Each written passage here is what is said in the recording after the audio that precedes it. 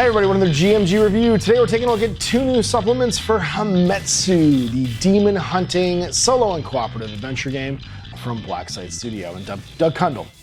And we've got two books here. The first is a fully solo campaign where you play as Miyamoto Musashi, fighting his way across the famed legendary Japanese swordsman, fighting his way across the demon-infested lands. This one is a single miniature. You play as Musashi himself, and he can level up. So he's already starting off, awesome. But it uses the full rules for HAMETSU to level him up further. You can follow the various paths up to level 8. And then the narrative campaign itself has him going through the rain as a lone swordman, fighting an evil Kappa swordsman, and then hunting down the Kappas in their camp, through a fortress, and finally to fight their boss in the fortress courtyard and reunite with the folks, basically. And he receives his sword and his pistol. So he gains a level, receives his sword back and his pistol when he's done the whole fight. And in conclusion, basically, you're going to have defeated these evil Kappas across the land. So this is a nice little one-off adventure. It is just, staple bound in a nice high quality color book. And if you're looking for a fun, like if you've never played HAMETSU before and you're looking for something complementary to go with the rule book, this would be a great one. You could still use the Oni miniatures as the Kappas if you want, or make some Kappa miniatures. You can use whatever you want. But it's a one-on-many single-player adventure. So if you're just going to learn the rules, Musashi's kind of like a great little supplement to grab to have like a lone solo adventure in this world. And it's forgiving because it's just you against the game. You're not trying to manage everybody else. And then we have the Ryu in the Rain, and this is another narrative campaign supplement. And it's designed to follow on from The Demon and the Wolf, where this campaign story is for level 8s, which is roughly where you end the first campaign. We were at level 8 when we finished it. And it adds a bit of like learning to the game where instead of keeping track of granular rules when there's tons of bad guys on the table, you do chunk damage. So if it's a minor model and you do at least half its health, it takes a wound. Then if you take another wound, you just kill it. So a single wound marker basically denotes the thing that is wounded or not, and then a second wound marker would just remove it from play. So you're not having to track like, does this thing have 12 damage left or whatever? You just round up, round down. And then for bosses, they take a wound for every 25 damage they have. And if it's less than 25, they don't take any damage. So it's just a way of speeding things up. And then we get a dungeon crawl version of the game. This is almost like a Gauntlet, or Zelda. You clear the screen and move to a new floor sort of thing. It procedurally generates your terrain, your bad guys, your loot, and you go from floor to floor on a 2x2 map with you and your friends, and you just see how far you can get.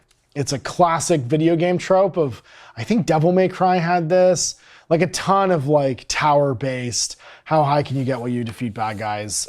You go through and find barracks and armories and throne rooms, and they give you special rewards and stuff that you can spend too, as you fight waves and waves of bad guys.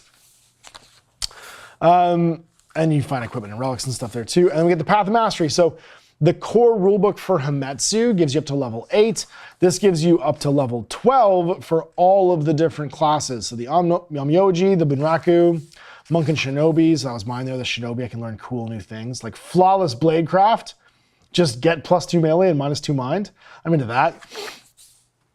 The Geisha and the Mitagi, the Ronin and the Gaijin, the Sumo and the Keto, the Kairo and the Doku, all getting their own special skills too. Advanced bosses, so like even bigger bosses. This guy's like the lowest of them, the Energy Inferno. We've got the Dai Tengu Champion, so an evil Tengu. The Shikigami Horde, so like a bunch of like Shikigamis that are fighting you, like a huge swarm of them. And these are all like bigger versions of the ones that are in the core rulebook. So an even bigger spider. And then we have the Ryu in the Rain. Basically, Japan is now, the rain hasn't stopped for months, and Japan is slowly sinking. And in this narrative campaign, your same heroes need to go off and try and figure out how to stop it. So you need 4 level 8 hunter sheets, and the maze represent them, an assortment of Kappas and bosses, some D6s, a D20, a printed copy of the campaign map, and some scratch paper. And you're gonna go across and fall through these territories and try and claim them as you fight. and you have to move through them. There's events that happen in between, so the situation, as you go through the different territories, you might arrive upon a deep rumbling, and then the hunters have stopped at a loud rumbling and echoes across them. Scatter 6 clues, 3d6 from the center of the table, and deploy the hunters within 2 of the center of the table. And then you roll for the enemies to arrive, like a Kappa work detail with 6 Kappas, 2 greater Kappas, and 6 Onis. Bosses can show up, and then as you get to the end, you can play some of the narrative stories too, like going to a monastery, finding a monk, finding an evil tome, finding the Ryu, and then finally fighting the Shadow, which is an evil shadow dragon, the Ryu itself at the end. Kagurayu, 700 body points, resilience 10. Oh my God, this thing's a nightmare. It does a ton of different things, and finally you conclude the campaign. So this one right here, great starting point for the game, cool solo adventure. You only need a single miniature and some bad guys. This one over here expands upon the HAMETSU rulebook, adds in a whole bunch of extra stuff for each of the classes. You can level up for another 4 levels, basically from level 9 to 12. And a brand new plotline and storyline, and a bunch of other gameplay modes like the tower level, the dungeon stuff, and then the exploration mode where you can go across Japan basically and randomly generate encounters. So tons of stuff in this one if you've already into HAMETSU. Great starting point for HAMETSU. 2 new cool products for the demon hunting game of feudal Japan. We've already gone, when you guys see this, will be 3 episodes in HAMETSU, and the whole thing's filmed for the first campaign for the Demon and the Wolf. It's all done. So if you grab a few, I'll link them in the cards right now so you can check it out. If you want to grab and watch some more videos today, you can actually see the gameplay. And we'll be rounding that one out. And then I think we're moving on to another game, and then we'll probably jump in and do one of these other game modes. But I might do the Musashi one in between. And I might reskin it to sci-fi.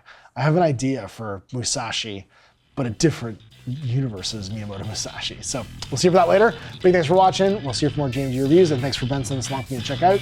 Until next time, I'm Ash. Have a good day.